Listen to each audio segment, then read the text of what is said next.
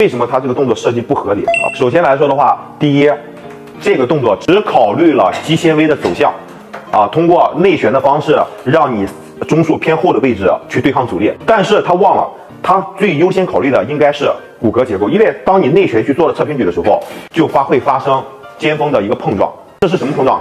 两个骨头之间的碰撞。那哪两个骨头？就是你的肱骨，你肱骨一块凸起的结构叫肱骨大结节，和你的肩峰。这两块骨头碰在一块了，这两个骨头的缝隙之间还有两个肌腱穿过去了。你一碰撞的话，是不是把中间两个肌腱给挤压到了？轻微的挤压，那叫可能轻微的损伤，或者是半撕裂。那这个你要挤压的非常的狠的话，那就断了，对吧？所以说咱们如果想避免肩峰，第一要考虑的是骨骼结构。那考虑骨骼的话，那我们外旋是不是就抬起来了？看到了吗？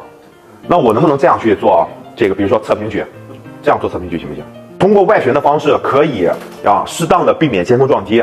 因为你通过外旋，你的肱骨大结节给从上面翻到下边来了。那么，但是有个问题，你确实避免了肩峰撞击，但是你的目标肌肉跑了。咱们说了嘛，外旋的时候，这个时候目标肌肉从中枢跑到哪儿了？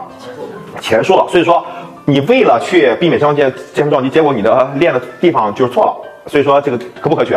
不可取。好，那么考虑骨骼结构的话，咱们怎么去设计动作呢？我们刚才说了，肩峰是平的还是斜的？好。这个是你大臂的肱骨啊。好，我问一下大家这个你看肱骨和你肩峰中间是不是有个空隙啊？那这个空隙越大越好还是越小越好？肯定越大越好，对吧？要小的话或者没有的话，就是已经碰上了。所以说大家看一下你要想让你的肱骨和你的这个肩峰减少避免的撞击的可能性，增加它的空间的话，所以说你肱骨运动的位置应该在肩峰的前侧还是后侧？假如一点在高的地方，在前侧，对不对？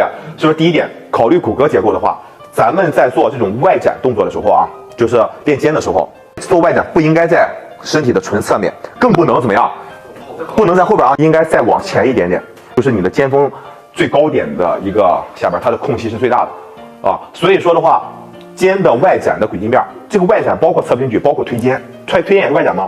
那么都要在你的肩峰下空隙最大的，也就是肩胛面和你的侧面从多少度的夹角？30度左右的一个夹角。所以说做侧平举的时候不是这么做而是要这么做。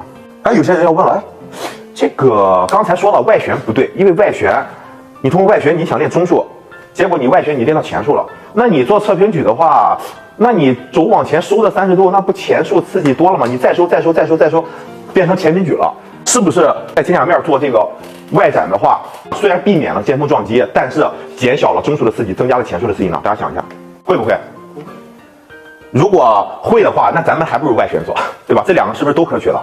首先来说的话，大家一定要避免一个误区，我们的三角肌，我们的这个长的位置，它不是朝向你的纯侧面，你的三角肌，你的整个肩关节这个关节窝的朝向，它是这样指向的还是这样指向的？因为你的这个关节窝就是顺着肩胛骨长的，它的朝向本身就是什么？沿着肩胛面斜朝前指的。